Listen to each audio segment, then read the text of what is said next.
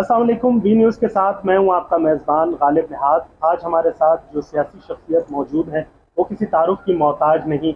इन्होंने बलूचिस्तान का मुकदमा हमेशा वफाक की अदालत में रखा है और बलूचिस्तान के लोगों को हमेशा इनसे सियासी उम्मीद रही है। बलूचिस्तान नेशनल पार्टी मैंगल के सरबराह सरदार अख्तर मैंगल साहब। सर, सबसे पहले तो अपना कीमती वक्त देने का बहुत शुक्रिया। ये बता दीजिए सरदार साहब कि आपका एक ट्वीट और एक पैगाम हमने रिसेंटली देखा था। निगरान जब वज़ीर आज़म साहब तैनात हुए थे तो क्या नाराज़ी है भी वो बलूचिस्तान से, तो इसमें क्या नाराज़गी है? देखें, ज़ाती हवाले से मेरी तो किसी के साथ नाराज़गी न है, न रही है, न थी। हाँ, यहाँ पर जो कुछ अपॉइंटमेंट्स होते हैं या किसी को केयर टेकर मुंतखब किया जाता है तो उनका पॉलिटिकल बैकग्राउंड जो देखना ज़रूरी है, और उस पॉलिटिकल बैकग्राउंड को देखते हुए उस वक्त मैंने वो ट्वीट भी किया था और स्टेटमेंट भी दिए थे, और मुख्तलिफ चैनलों में जो है टॉक शो भी हमने किए थे। इसमें लफ्ज़ मैंने रखा था कि जी केयर टेकर और अंडरटेकर में, ये जिस वक्त उसका फैसला नहीं हुआ था प्राइम मिनिस्टर के सामने मैंने ये रखा था कि जी केयर टेकर होना चाहिए, अंडरटेकर ना होना चाहिए। नाराज़गी शायद बहुतों की हो और किसी ने जो उसका इज़हार नहीं किया।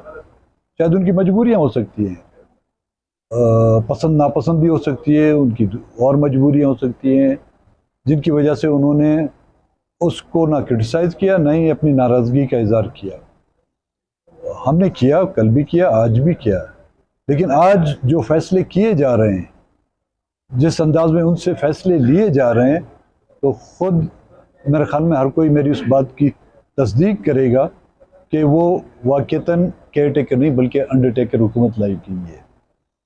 जो फैसले शायद कोई पॉलिटिकल गवर्नमेंट ना कर पाए, कोई पॉलिटिकल ज़हन रखने वाला जिसकी नशोनुमा जो एक सियासी माहौल में हुई वो इस तरह के फैसले नहीं कर सकते। हाँ, ये और बात है कि उनकी पॉलिटिकल माइंड जो उसकी जहन की जो है नशोनुमा उन डिक्टेटर या अस्करी कुव्वतों के पोल्ट्री फार्मों में हुई है, तो उनके लिए इस तरह के फैसले करना जो है मुश्किल नहीं।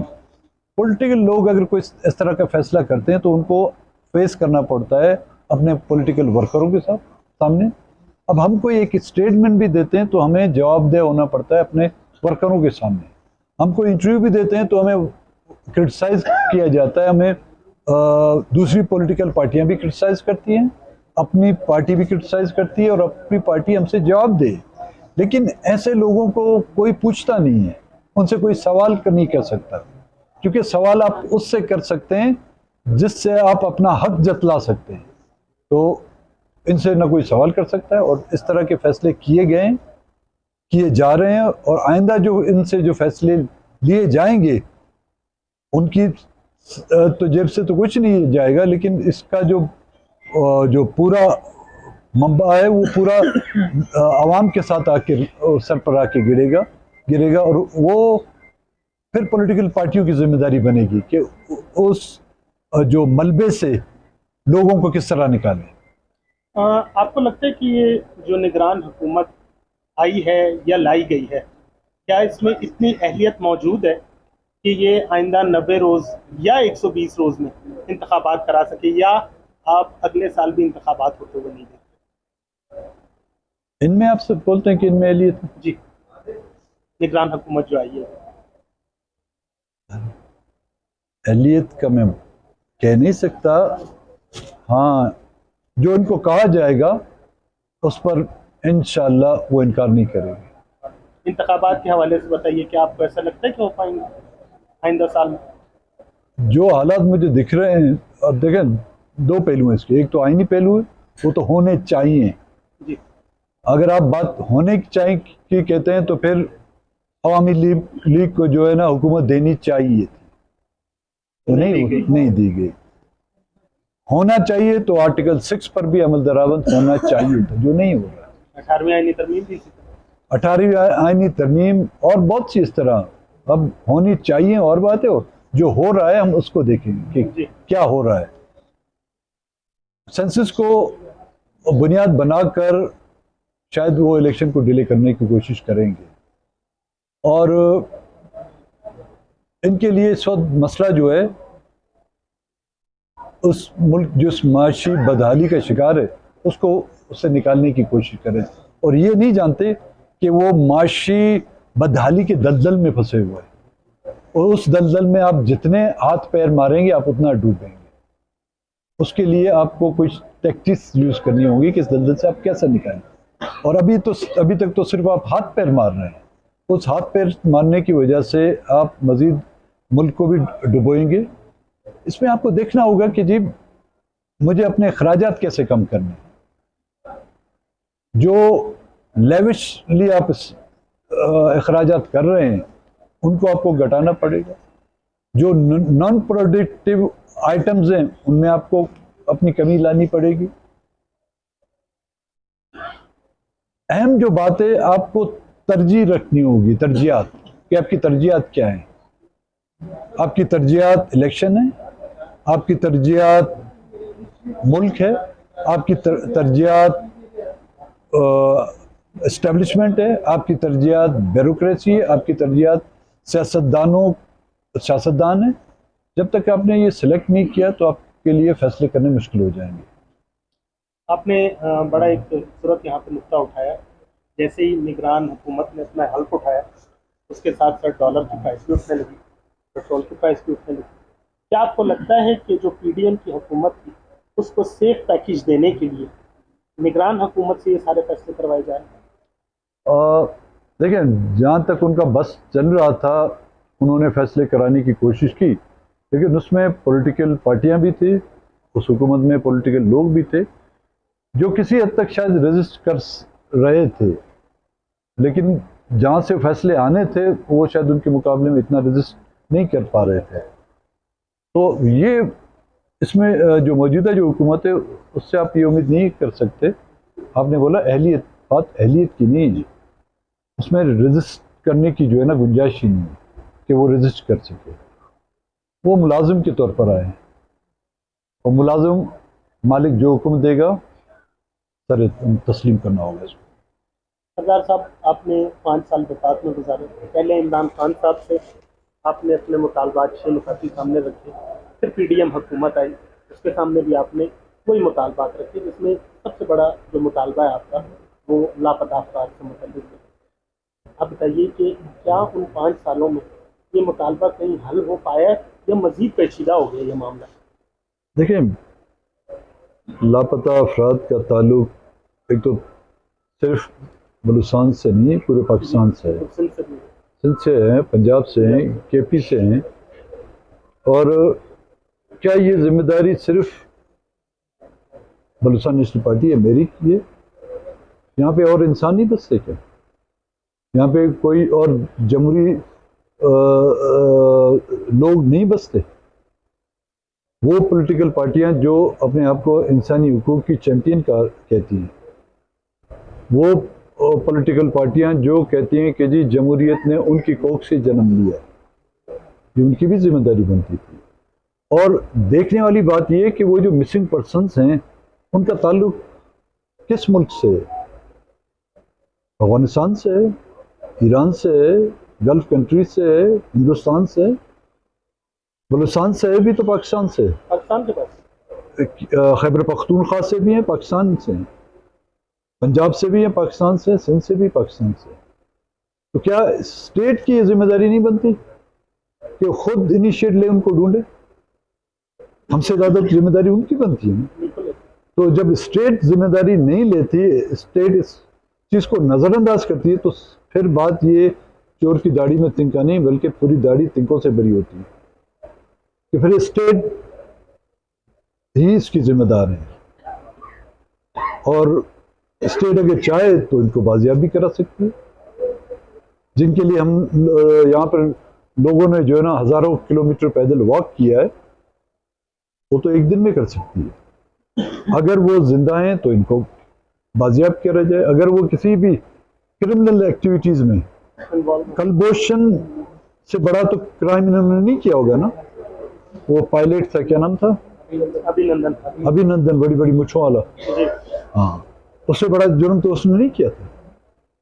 वो बकौल आपके और जो हमारे बच्चों को प्राइमरी स्कूल से लेकर आप सेकेंडरी तक यही पढ़ाते हैं कि आपका दुश्मन अव्वल जो है ना इस्लाम का, इस मुल्क का, हिंदुस्तान है।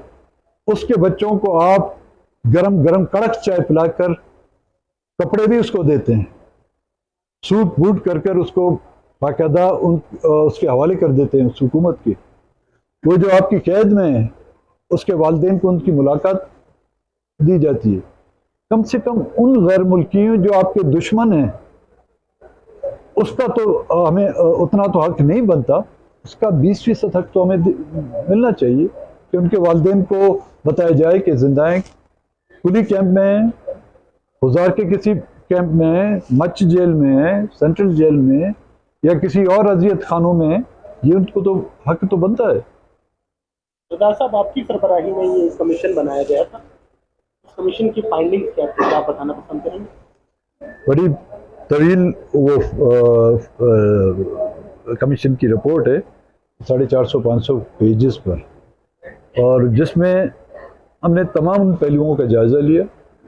हमने सिर्फ एक तरफा जो वर्डिक्ट नहीं सुना, हमने स्टूडेंट्स का भी सुना, उस्ताज़ का भी सुना, हमने विक्टिम्स का भी सुना, जिनकी तरफ उनके इशारे थे उनका भी मौक़िफ़ सुना, और हमें जो पॉलिटिकल पार्टियां थी उनका मौक़िफ़ भी सुना, जो जर्नलिस्ट थे उनको भी हमने बुलाया, वकलाओं को भी हमने बुलाया, इस्टेब्लिशमेंट को भी हमने दावत दी, ब्यूरोक्रेसी को भी हमने दावत दी, इलेक्टेड जो नुमाइंदगान थे चीफ मिनिस्टर उसको भी बुलाया हमने, गवर्नर से भी मुलाकात हुई। नतीजे जिस पर पहुंचे हम वो ये कि तमाम की तमाम जिम्मेदार जो है स्टेट को, मैं उसको कहते कूजे में बंद करूंगा, उस कमीशन की रिपोर्ट में जिम्मेदार स्टेट और उसके इदारों को साबित किया गया है। अब हमुद-उर-रहमान कमीशन की भी रिपोर्ट इस तरह थी, उस पर अमल दरामद नहीं हुआ, उस पर तो मुल्क टूटा, उसमें लाखों लोग मारे गए, उस पर अमल दरामद नहीं हो सका। लेकिन जो हमें जिम्मेदारी दी गई थी हमने अपनी जिम्मेदारी पूरी की, अमल दरामद न करना वो उनकी जिम्मेदारी है। आपका आबाई हल्का वर्ड जो गुज़िश्ता कई माह से मैदान जंग की कैफियत अख्तियार करते हैं, एक तो ये बताइए कि ये तनाज़ा है क्या, क्योंकि इस पर भी कयास आ रहा है कि ये कोई पुराना कबायली मामला है। दूसरा ये बताइएगा कि क्या ये वहाँ के लोगों का इस्तेहसाल नहीं कि वो जंग की सूरत हाल में रहे? देखें, जंग कोई चाहे मुल्कों के दरमियान हो, चाहे पॉलिटिकल पार्टियों के दरमियान हो, इलाके में हो या कबाइल के दरमियान हो, कोई शौक से जो जंग को नहीं अपनाता। कुछ मारूजी हालात और मजबूरियाँ जो इंसान को उस जंग की तरफ धकेलते हैं। जहाँ तक वर्ड का मामला है वो आज का नहीं है, आज ज़रा ज़्यादा फ्लेयर अप हो गया, सोशल मीडिया है, ये तो 2002 से शुरू हुई। जनरल मुशर्रफ ने जिस वक्त इक़्तिदार संभाला था उसने ये बीज बोए थे, उस वक्त पौधे छोटे थे, अब वो तनाव उसकी जो जड़ें जो है ना वर्ड तक में महदूद थी, फिर ये जड़ें जो हैं फैलती फैली कोयटे तक भी आए, टूटक तक भी आए, तो मकरान, सरावान, जालावान तक भी आ पहुँची। अभी चूँकि उनको हमारे गुज़िश्ता 5 सालों में बिलखुसूस मिसिंग पर्सन पे जो बलूचिस्तान नेशनल पार्टी का जो मौक़िफ़ रहा है और मेरी सदारत में जो हमने इस नुकात को उठाया हुआ है, और बिलखुसूस जिस कमीशन का जिक्र आपने किया उसमें जो वो फाइंडिंग्स आई हैं, तो मेरे ख्याल में अब उसको जो है ना 2-4 और परियों के पर लगा दिए गए हैं। तो उस एक जो क्रिमिनल एक्टिविटीज़ में मुलविस था, जो लूटमार में जो मुलविस था, जिसके हाथों से ना कबायली, ना सियासी, ना कारोबारी लोग महफूज थे, उसको इतनी छूट दी गई है। और उसको गुज़िश्ता PSDP में जो है ना 5 साल PSDP में हर साल इलेक्टेड नुमाइंद जो लोग हैं उनके मुकाबले में करोड़ों डेवलपमेंट के फंड दिए जाते जो फज हैं, जिनका ग्राउंड पे कोई काम नहीं हो रहा, वो तो सियासी कबायली तो नहीं हो सकता, वो पॉलिटिकल है। वो पॉलिटिकल ये कि हमें शटअप कॉल देने के लिए कि आप आइंदा इस तरह के काम और इस तरह के हरकत ना करें। वो अपनी आदत से मजबूर हैं, हम अपनी आदत से मजबूर हैं। अच्छा, एक आखिरी सवाल आपसे पूछना चाहूँगा। बलूचिस्तान को मसाइल का गढ़ कहा जाए तो इसमें कोई दो राय नहीं, लेकिन यहाँ का सबसे बड़ा मसला कहा जाता है कि सियासी है। आपकी नज़र में बहैसियत एक कबायली रहनुमा, बहैसियत एक बलोच सरदार, आपके ख्याल में जो बलूचिस्तान का मसला है इसका हल कैसे निकाला जा सकता है? देखें, किसी भी सियासी मसले का हल जो है ना, वो बातचीत से भी हल हो सकता है।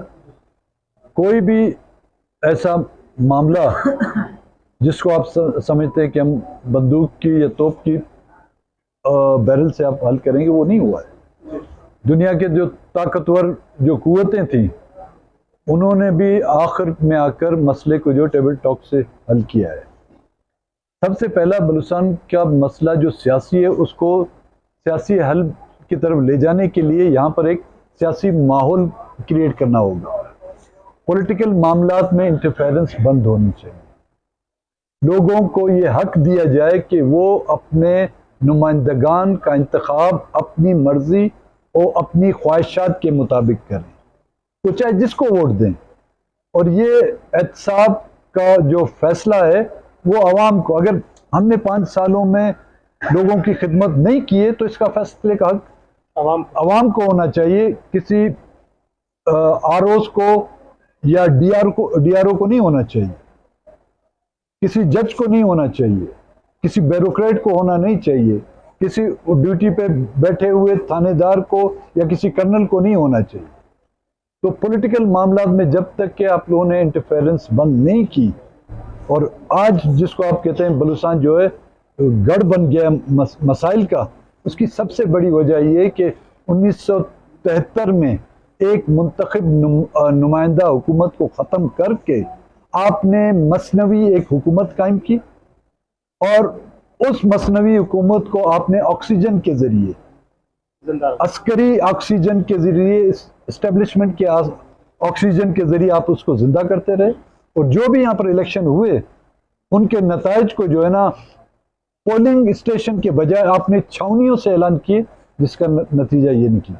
तो उस मुदाखलत को आप बंद करना होगी, बलूचिस्तान का मसला हल होगा। अगर इसी तरह की मुदाखलत करते रहे तो हल तो मुझे नहीं होता, कहीं किसी और गढ़स्तान की तरफ हम न चले जाए। बहुत बहुत शुक्रिया सरदार साहब, आपकी मेहरबानी। Thank you.